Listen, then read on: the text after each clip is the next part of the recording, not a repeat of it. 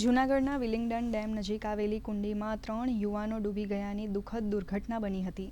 ઘટનાની જાણ થતાં ફાયર વિભાગ, પોલીસ અને સ્થાનિક તરવૈયાઓ તાત્કાલિક ઘટના સ્થળે દોડી ગયા હતા અને રેસ્ક્યુ ઓપરેશન હાથ ધર્યું હતું। ફાયર વિભાગ અને સ્થાનિક તરવૈયાઓએ ભારે શોધખોળ બાદ યુવકોના મૃતદેહ બહાર કાઢ્યા હતા। મૃતદેહોને પોસ્ટમોર્ટમ અર્થે હોસ્પિટલ ખસેડવામાં આવ્યા હતા। ઘટનાની જાણ પરિવારજનોને કરવામાં આવી હતી। કુલ 7 મિત્રો ફરવા અને નાહવા માટે ડેમ પાસે આવ્યા હતા, જેમાંથી 3 યુવકો ઊંડા પાણીમાં ગરકાવ થઈ ગયા હતા। વિલિંગ ડેમે કોલ આવતા કે 3 જણા ડૂબી ગયેલ હોવાથી આશરે અંદાજે 5 મિનિટમાં ગાડી ત્યાં પૂગી ગઈ છે। 20 થી 25 મિનિટમાં તરત મુદ્દેને બહાર કાઢેલ છે।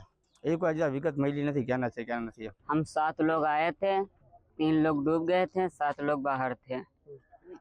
5 बजे घर से निकले थे जूनागढ़ से।